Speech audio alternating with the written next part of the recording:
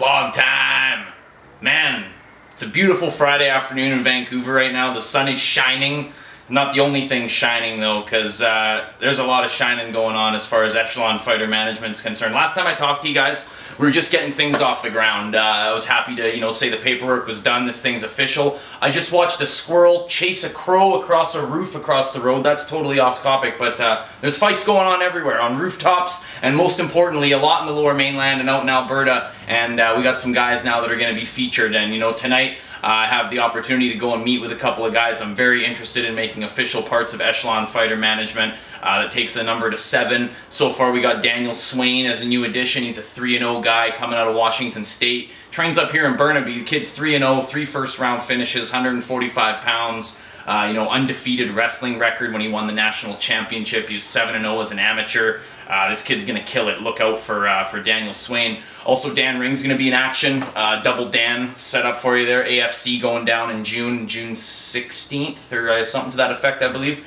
What else do we got going on? We got the website coming up, echelonfm.com will be happening real quick, or echelonfightermanagement.com. Either way, you'll be redirected. We're still doing the Twitter thing, and follow us up because we got Gary Mangat officially signed now to the company. He's going to be taking on Mark Delgado on May 28th at Battlefield Fight League 8 in Nanaimo. So that's a huge fight. I mean, that'll be the officially first fight of Echelon. A kid that I'm meeting with tonight that I'm hoping to add to the team, and Graham Spencer, fellow Nanaimo boy. He'll be in the co-main event, so if things work out with Graham, he'll be a part of Echelon as well. We'll celebrate 2 victories that night, I'm hoping. And we go from there.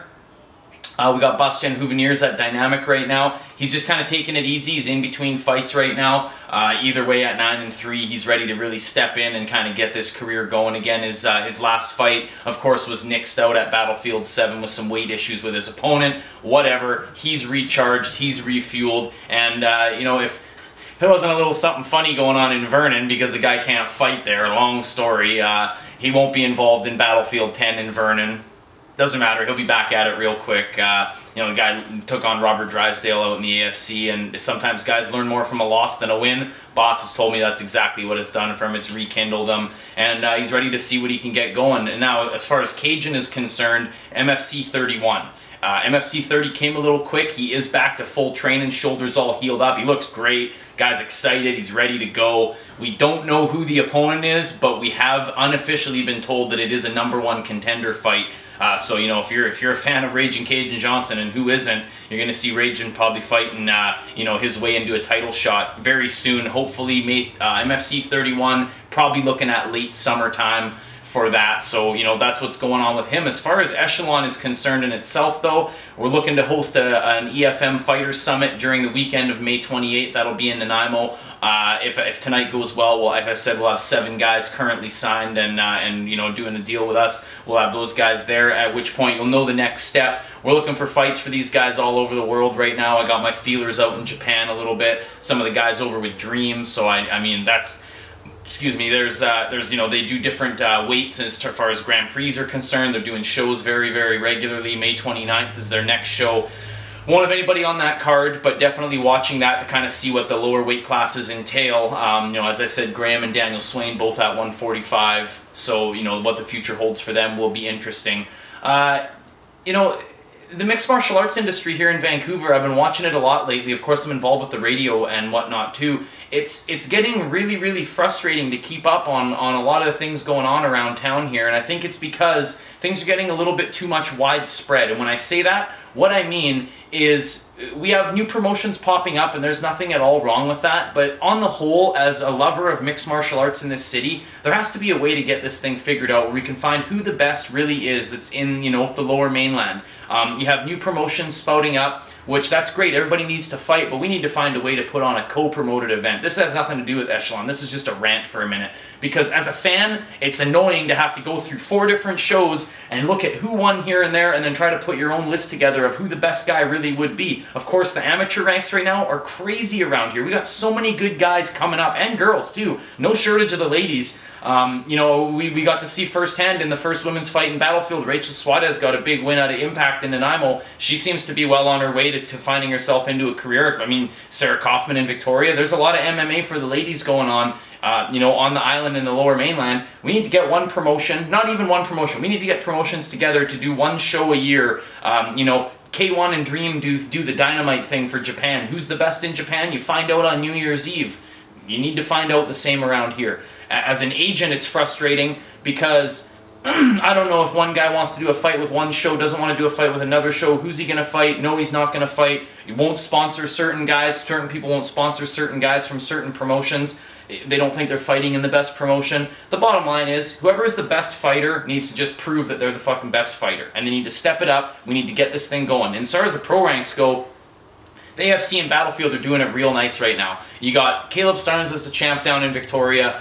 You know, Nick Hinchcliffe is signed down there. There's Robert Drysdale's going to make a return appearance. You got Jay Golshani with Battlefield. Of course, I do the play-by-play there at Battlefield. But from an agent perspective, you know, he's got Dennis Kang, Jesse Taylor in the main event. There's means to an end coming for a lot of people involved in Battlefield. He has a plan, which, you know, makes it attractive for guys to want to fight there as well. But in Alberta is where we're seeing a lot of things pop up. You have Unified, you have Aggression, which recently absorbed the Fight Club, and you also have Coliseo Championship Fighting. Now, if you don't know what's going on with this promotion, this is very, very interesting, okay? If you're one of the guys that grew up, or girls, you know, grew up, you watched Pride Fighting a long time ago, of course the rules were changed. Now we got the Unified MMA rules, and, you know, I'm not gonna say that I glorify what the old rules were, but if you calling yourself a fight company, not a mixed martial arts company, then real fighting is a little bit different than mixed martial arts in terms of the rules and how you know, the no time limit was something that Pride used to have, and then they moved to a 10-minute first round,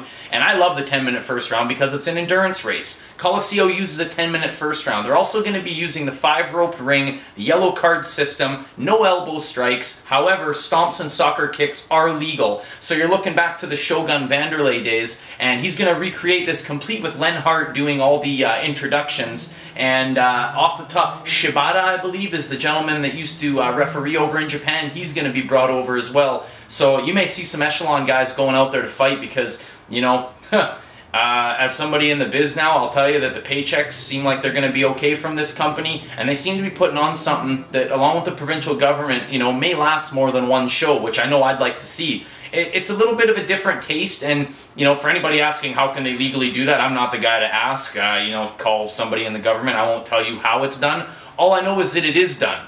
If there's anybody, you know, that wants to be a part of that kind of a promotion, and they're going to be able to make more money than they could at a standard promotion, you're going to have people jumping all over it. I've heard names, Antonio McKee, Marius Zaromskis are already officially on the card. Also a couple of big names that just jumped out of the UFC heavyweights that, you know, and I won't say on record who they are, but when the release comes out, you know, it's pretty impressive. We're going to have guys like that fighting just out there. So in terms of the industry, man, a lot's happened. I haven't seen you guys in about a month. A lot's happened with Echelon. As I say, I'm just about to go catch the ferry here, man. We got 2 more contracts I'm dishing out tonight. I'm hoping they both come back signed, if not tonight, you know, in the next couple of days. We can get that number to the Super 7. We got Gary Mangat, we got Cajun Johnson, we got Daniel Swain, we got Dan Ring, we got Bosjen Houveniers, and tonight, if things go good, Graham Spencer and Nick Hinchcliffe are going to be added to this Echelon team. We got the Super 7, next is the Dirty Dozen. We add 5 more guys.